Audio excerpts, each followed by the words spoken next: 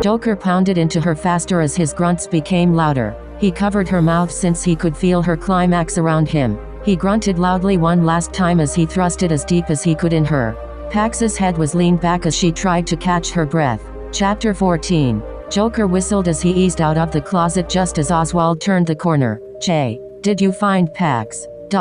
Joker cut his eyes to the closet and then back to Oswald. "No. Achoo.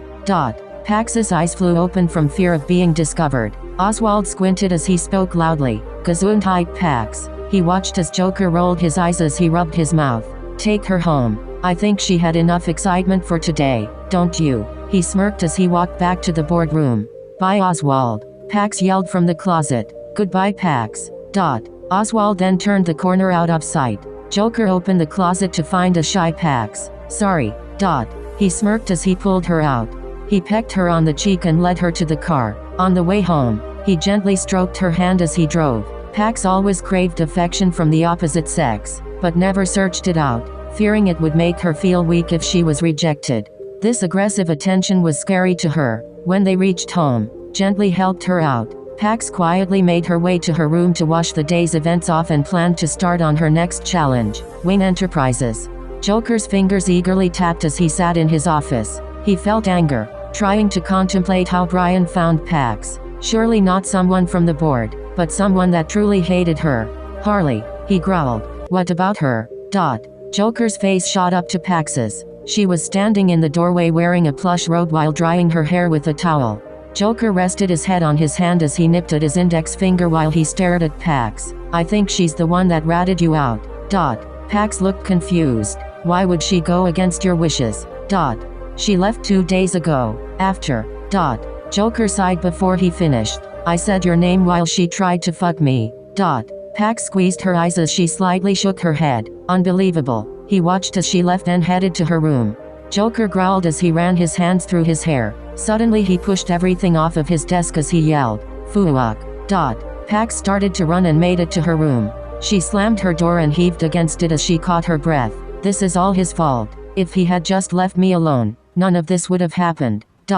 At lunch, Joker was angrily scraping his knife and fork across his plate as he cut his meat. Pax cringed at the noise as she held her ear. Joker smirked at Pax as he kept making the noise for fun. Pax eased her expression and sat quietly again without touching her food. Joker eased his noise. "Okay, I'll stop." Pax sighed. "Thank you." Joker cackled as he scraped his plate louder than before. Pax pushed from the table as she threw her glass of water in his face. She cackled as she held her sides. Joker lightly shook his head and pushed from the table. "Well, lunch is ruined. Time for dessert." Pax took off running. Joker patently patted his face dry and then bolted after her. As he turned the corner into the foyer, he heard Pax yell, "4." Joker barely had time to duck. Pax was standing on a side decorating table with one of her clubs and a bucket full of balls. She smirked before she turned on the surround sound. "You're here just in time for the Ball Buster show." Joker had the look of a confused pug when he heard Stevie Wonder's Sir Duke playing. Pax had her back turned as she popped her hips to the beginning of the song while resting her club on her shoulder. She smirked as she turned around while still popping her hips. Joker was caught off guard from watching her. She growled as she hit another ball in his direction, hitting him in the arm. "Fuck." He heaved with his head down and his eyes up as his anger grew as she spoke. "Careful now. Don't get in the way of my balls." She then winked at him.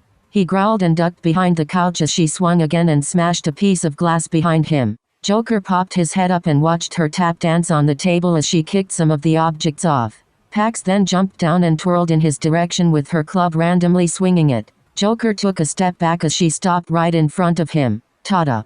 Joker sarcastically clapped as he took a step closer. "Bravo. Any encores?" Pax's smile eased. "Actually yes." Pax yelled as she reared back her fist and gave him a black eye while knocking him to the ground. Chapter 15. Pax. Frost pulled his gun as he stepped over the broken items in the foyer. He was thinking the worst until he heard her voice. "In here, Frost." Frost eased his pistol back into its hiding place as he walked into the office. Pax was focused on her laptop screen. Frost cut his eyes to Joker. He was slumped in a chair with an ice pack over his eye. Pax. "Yes, Frost dear." "What happened to him?" Joker cut his eye to Frost as he spoke. Pax peeked over her screen. "Oh, he's fine." Aren't you, Jay? Joker growled as he lowered his ice pack and turned to Frost. Peachy. What's going on here? Frost talked through gritted teeth. Pax sighed as she continued typing. We had a disagreement, but everything is fine now. Frost nudged his head towards the door as he spoke to Joker. A word with ya. Joker pushed from his seat and followed him. They entered an extra room and closed the door. What is it? Frost sat as he rubbed his mouth. Harley had a contract out on Pax. Had. Joker cocked an eyebrow. Frost nodded. When Derlin heard about it, they came to an agreement. She would lift it if Derlin would get her out of the picture. Joker stood as he looked down with his hands on his hips. Don't tell her anything about this. She needs to focus on Wayne Enterprises. Once she's done. Frost interrupted as he stood. You'll let her go, right? Joker rolled his head. Well. You told her. Frost charged towards him. Joker carelessly held out his hand. Yeah. Unbelievable. She means nothing to you. Yet. Frost's eyes grew wide as he paused. You son of a bitch. Joker calmly turned to him with his hands in his pockets. Yes. You're a dead man. Frost wrinkled his face as he pointed his finger at Joker. Joker eased into a slight crouched position as he held out his hands beckoning Frost. Come on. Let's see what you got. Frost roared as he charged Joker and slammed him into the bookshelf wall. Joker growled and grabbed a metal bookcase end and hit it sideways across Frost's jaw. Frost stumbled back and was about to charge again, but Joker jumped and planted both feet on Frost's chest, knocking him to the ground and the air out of his lungs. Joker straddled him as he lifted his head by his collar and did a mean right hook. Frost grabbed Joker by the throat as he tried to choke him. Suddenly, both men flinched when Pax shot a pistol into the ceiling. I think that's enough ass-kicking for today, boys. Go get clean for dinner. We're going out. Joker's chest heaved as he climbed off of Frost and offered him his hand. Frost glared up as he took it. Joker pulled him up. Frost continued his glare as he straightened his jacket and walked away. Frost found Pax in her closet as she tried to decide what to wear. I always wondered, even though you're bigger, why he's the boss. Pax turned to Frost and watched him flex his jaw. She affectionately examined it as he stared at her. Don't look at me like that. Frost rolled his eyes. He doesn't feel pain like we do. The chemicals did something to him.